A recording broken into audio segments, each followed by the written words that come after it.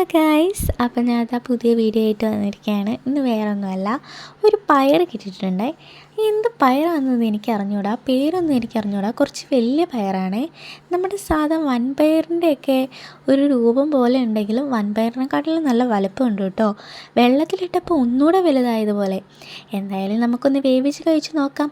സാധാരണ പയറൊക്കെ 1-2 വിസിൽ മതിയല്ലോ. ദാണ്ടറ കിടക്കുന്നു. 2 വിസിലടിച്ചിട്ടും പയർ വെന്തിട്ടില്ല. ഒരു 10 വിസിലെങ്കിലും അടിച്ചിട്ടുണ്ടാവും. തുറന്ന് നോക്കിയപ്പോഴോ പുള്ളിക്കാരൻ വെന്തിട്ടില്ല. പിന്നെ 11-12 വിസിലൊക്കെ അടിച്ച് തുറന്ന് നോക്കി. അപ്പോൾ ജസ്റ്റ് ഒന്ന് വെന്ത് കിട്ടിയിട്ടുണ്ട്. അത് വെള്ളത്തിലിട്ട് കുതിർക്കുമ്പോഴുണ്ടല്ലോ, ഇതേ ഒരു പരുവത്തിലാണ് കിട്ടുന്നത്. കണ്ടാൽ വണ്ടിനെയൊക്കെ പോലെ തോന്നും, പക്ഷെ വണ്ടല്ല, പയറാ.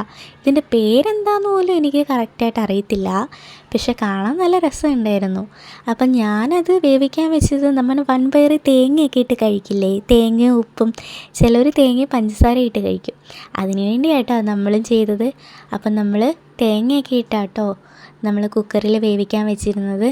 സാധാരണ അങ്ങനെ അല്ല കഴിക്കുന്നത്. സാധാരണ നമ്മൾ വേവിച്ച് കഴിഞ്ഞിട്ടാണ് തേങ്ങ ഇടുന്നത്. അമ്മ ഈ പ്രാവശ്യം തേങ്ങയും കൂടി ഇട്ടത് കൊണ്ട് അതിലെല്ലാം മിക്സായപ്പോൾ ഞാൻ എന്തെടുത്തു, രണ്ടാമതും തേങ്ങ ചിരണ്ടി ഇട്ടു കേട്ടോ. എനിക്ക് ഇങ്ങനെ കഴിക്കുന്നതാണ് ഇഷ്ടം. എനിക്ക് തേങ്ങ അതിൻ്റെ കൂടെ വെന്ത് കഴിക്കുന്നത് ഇഷ്ടമല്ല. രണ്ടാമത് തേങ്ങേൻ്റെ ആ ഒരു മധുരമൊക്കെ നമ്മൾ ഇതിലേക്ക് ഇറങ്ങുമ്പോൾ നല്ല ടേസ്റ്റ് ആയിരിക്കും. അപ്പോൾ നമ്മുടെ ഇന്നത്തെ വീഡിയോ ഇത്രയേ ഉള്ളൂ. അടുത്ത വീഡിയോ ആയിട്ട് വീണ്ടും കാണാം. ടാറ്റാ.